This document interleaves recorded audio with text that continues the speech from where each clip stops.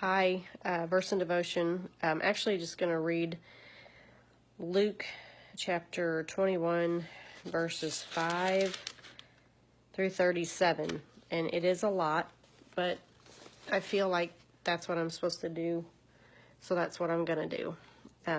Let me get started. It's talking about the end of the age. Some of his disciples were remarking about how the temple was adorned with beautiful stones and with gifts dedicated to God. But Jesus said, "As for what you see here, the time will come when not one stone will be left on another. Every one of them will be thrown down." I want you to listen to this. "Teacher," they asked, "when will these things happen? And what will be the sign that they are about to take place?"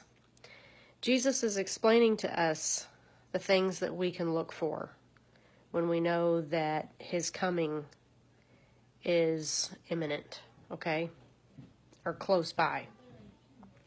He replied, "Watch out that you are not deceived, for many will come in my name, claiming I am he, and the time is near. Do not follow them. When you hear of wars and revolutions, do not be frightened. These things must happen first, but the end will not come right away." Then he said to them, "Nation will rise against nation, and kingdom against kingdom. There will be great earthquakes, famines, and pestilences in various places, and fearful events and great signs from heaven. But before all this, they will lay hands on you and persecute you." He's talking about Christians. "They will deliver you to synagogues and prisons, and you will be brought before kings and governors, and all on account of my name. This will result in your being witnesses to them.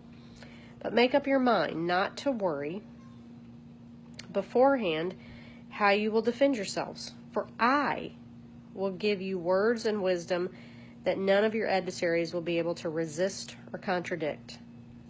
You will be betrayed even by parents, brothers, relatives, and friends, and they will put some of you to death.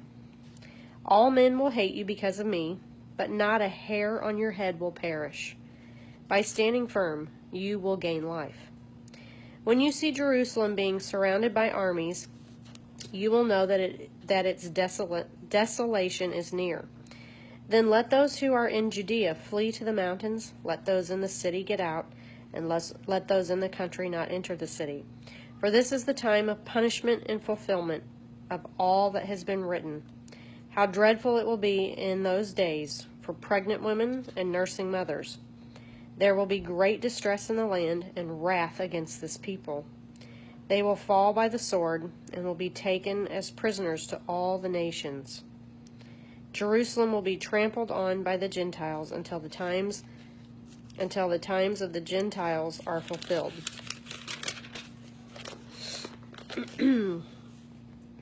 There will be signs in the sun, moon, and stars. On the earth, nations will be in anguish and perplexity at the roaring and tossing of the sea. Men will faint from terror, apprehensive of what is coming on the world, for the heavenly bodies will be shaken. At that time they will see the Son of Man coming in a cloud with power and great glory. This is talking about the gathering.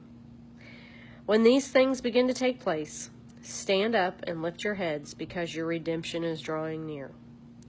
He told them this parable. Look at the fig trees and all the trees. When they sprout leaves, you can see for yourselves and know that summer is near. Even so, when you see these things happening, you know that the kingdom of God is near. What he'd been talking about previously in the previous verses. Verse 32, I tell you the truth, this generation will certainly not pass away until all these things have happened. Heaven and earth will pass away, but my words will never pass away.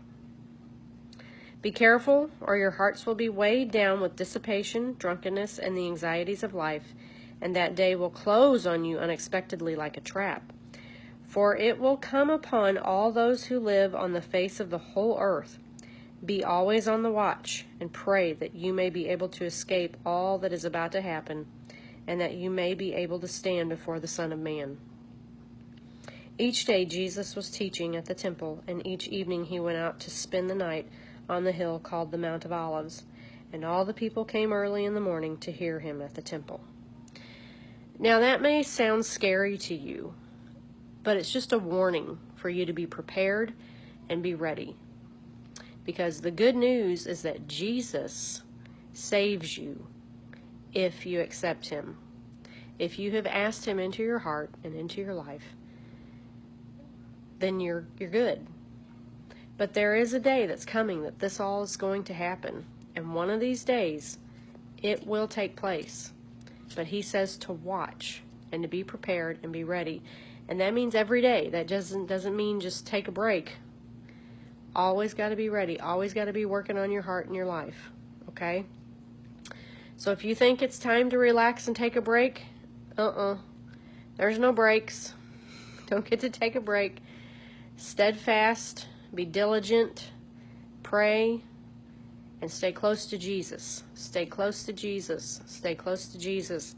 Stay close to Jesus. Do whatever you've got to do to stay close to Jesus, because I promise you, you won't regret it. Have a good day.